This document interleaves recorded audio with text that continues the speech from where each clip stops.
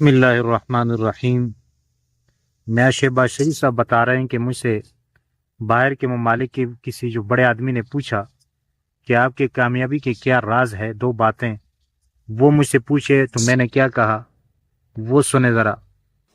جو بات میں آپ سے کرنا چاہتا ہوں کہ میں ابھی بعض عرب ممالک جو ہمارے دوست ممالک وہاں سے ہو کے آئے ہیں، وہاں پر ایک سربراہ نے مجھ سے پوچھا کہ وزیر اعظم، میں آپ سے پوچھنا چاہتا ہوں کہ وہ کون سی دو باتیں ہیں جو کہ اس آپ کی عظیم فتح کی وجہ بنی۔ میں نے کہا نمبر ایک، افواج پاکستان کی دلیری، شجاعت، پروفیشنل وومن اور اللہ تعالیٰ پر بھروسہ اور most modern techniques and highest level of training.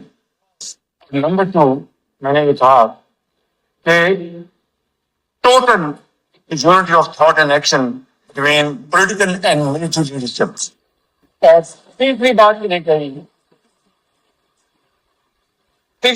نے کہی کہ جب فیصلہ ہوا تو ملٹری لیڈرشپ نے پھر مڑ کے نہیں دیکھا۔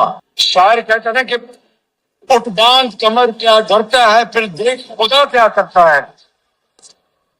فیلڈ مارشل آصف منیر نے اس جنگ کو جیت کیا، ان کی بڑی فوج کے جوانوں اور افسروں نے اپنی اعلیٰ ترین کارکردگی دکھائی، اور ہمارے شاہینوں نے اور ایئر چیف ظہیر بابر نے، انہوں نے بہترین، ہمارے شاہینوں نے جھپٹ کر قابو کیا، اور پاکستان کو اللہ تعالیٰ کے فضل و کرم سے وہ سرفرازی اللہ تعالیٰ نے عطا فرمائی جس کی تاریخ حاضر میں کوئی مثال نہیں ملتی۔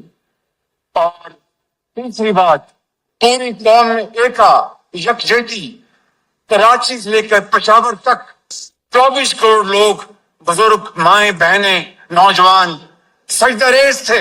اللہ تعالیٰ نے عظیم پاکستانیوں آپ کو وہ فتح دی ہے کہ آج مغرب سے لے کر مشرق تک لوگ پاکستان کے جب سب پاسپورٹ کو دیکھتے ہیں تو آگے بڑھ کے کہتے ہیں کہ ہم سلام کرتے ہیں پاکستان۔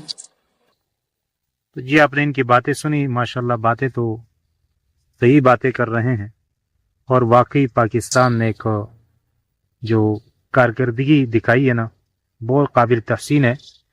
اور یہی تو ہم کہہ رہے ہیں کہ اسلام کے لیے، ملک کے لیے قربانی دو اور جد و جہد کرو، اور ہماری دعائیں آپ کے ساتھ ہیں، ہماری تعاون آپ کے ساتھ ہے۔ بس اللہ تعالیٰ مزید توفیق عطا فرمائے، اور اللہ تعالیٰ اس ملک میں اسلامی نظام قائم فرمائے کہ تمام حدود، قوانین اسلام کے نافذ ہو، تاکہ کسی مسلمان پر ظلم نہ ہو اور اس ملک میں امن و امان قائم ہو۔ اللہ تعالیٰ ہم سب کا حامی و ناصر ہو، آمین ثم آمین یا رب العالمین۔